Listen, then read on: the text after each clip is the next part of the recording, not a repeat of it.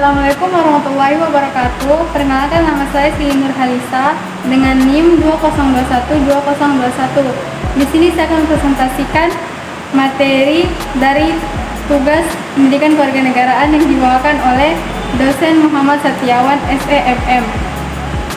Berikut materi yang akan saya bawakan, yang berjudul yaitu Negara dan Konstitusi. Yang pertama adalah negara. Definisi negara. Yang pertama yaitu George Gelenick.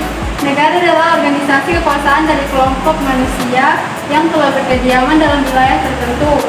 2. Kranenburg. Negara adalah suatu organisasi yang timbul karena kehendak dari suatu golongan atau bangsa itu sendiri. Ketiga, Roger F. Soltau. Negara adalah alat, agensi atau wewenang atau authority yang mengatur atau mengendalikan persoalan bersama atas nama masyarakat. Dan yang keempat adalah Aristoteles. Negara adalah perpaduan beberapa keluarga mencakupi beberapa desa hingga pada akhirnya dapat berdiri sendiri sepenuhnya dengan tujuan kesenangan dan kehormatan bersama. B. Unsur-unsur terbentuknya negara. Ada dua, yaitu unsur konstitutif negara dan unsur deklaratif negara. Unsur konstitutif negara terbagi lagi menjadi tiga, yaitu rakyat, wilayah, pemerintahan yang berdaulat. Terbagi lagi menjadi penduduk, bukan penduduk, daratan, lautan, ataupun udara. Unsur deklaratif negara terbagi juga menjadi dua, yaitu pengakuan de facto dan pengakuan de jure. Pengakuan de facto berdasarkan kenyataan bahwa satu komunitas politik telah terbentuk dan mematuhi ketiga unsur konstitutif negara, yaitu wilayah, rakyat, dan pemerintahan yang berdaulat. Pengakuan de jure bahwa keberadaan suatu negara itu sah menurut hukum internasional. C. Sifat-sifat negara. Menurut Miriam Budiarjo, pada umumnya setiap negara mempunyai sifat seperti: 1. Sifat memaksa, mempunyai kekuasaan untuk memakai kekerasan agar peraturan perundang-undangan ditaati. Dengan demikian, penertiban dalam masyarakat tercapai serta timbulnya anarki dicegah. 2. Sifat monopoli. Negara mempunyai monopoli dalam menetapkan tujuan bersama dari masyarakat untuk mencapai cita-cita negara. 3. Mencakup semua peraturan perundang-undangan berlaku untuk semua orang tanpa terkecuali. D. Fungsi negara. Fungsi negara dikemukakan oleh Miriam Budiarjo, yaitu terbagi menjadi dua. 1. Mengendalikan dan mengatur gejala-gejala kekuasaan yang asosial. 2. Mengorganisir dan mengintegrasikan kegiatan manusia dan golongan-golongan ke arah tercapainya tujuan-tujuan dari masyarakat seluruhnya. Negara Indonesia.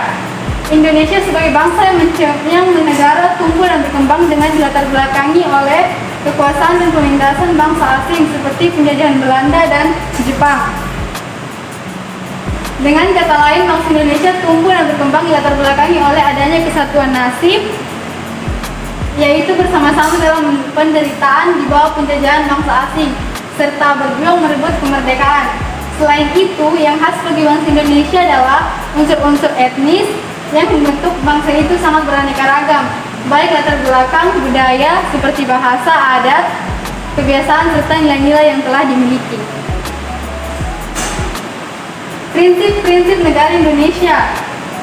Prinsip negara Indonesia dapat dikaji melalui materi yang terkandung dalam pembukaan Undang-Undang 1945 di alinea pertama, kedua, ketiga, dan keempat.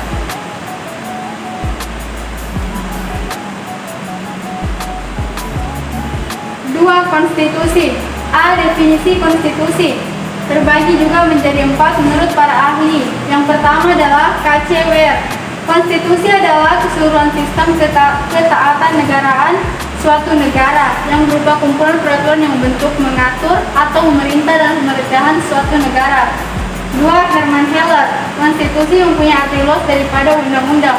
Konstitusi tidak hanya bersifat yuridis, tetapi juga sosiologis dan politis. Yang ketiga, Lassalle.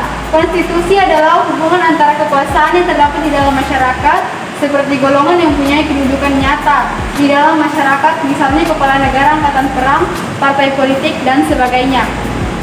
Dan yang keempat adalah L.J. van Apeldoorn. Konstitusi memuat baik peraturan tertulis maupun peraturan tak tertulis. Dan yang terakhir adalah Kornimanto Sotapawiro.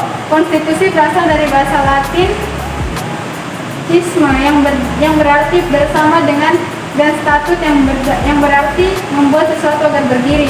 Jadi konstitusi berarti menetapkan secara bersama.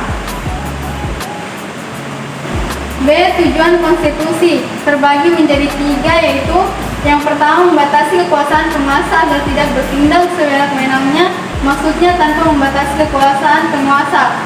2. Melindungi HAM, maksudnya setiap penguasa berhak menghormati HAM.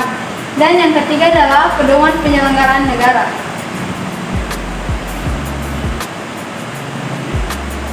Fungsi konstitusi.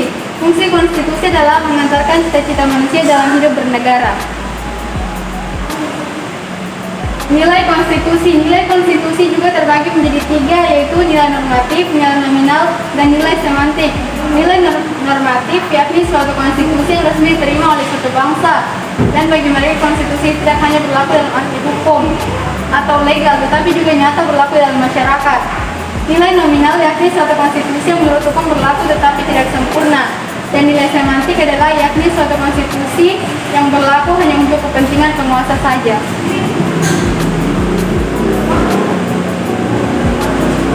Jenis konstitusi. Jenis konstitusi juga terbagi 2, yaitu jenis konstitusi tertulis dan tidak tertulis.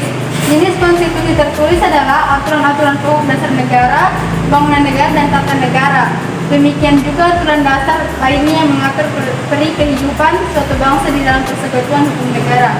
Konstitusi tidak tertulis adalah berupa kebiasaan ketatanegaraan yang sering timbul. Konstitusi Indonesia. Konstitusi tertulis dan tidak tertulis. Konstitusi tertulis terdapat dalam Undang-Undang Dasar 1945, dan konstitusi tidak tertulis pengambilan keputusan berdasarkan musyawarah mufakat, pidato kenegaraan Presiden Republik Indonesia setiap tanggal 16 Agustus dalam sidang DPR.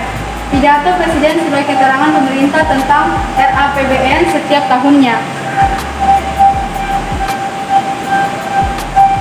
Sekian dan terima kasih. Itulah presentasi yang dapat saya sampaikan melalui materi ini.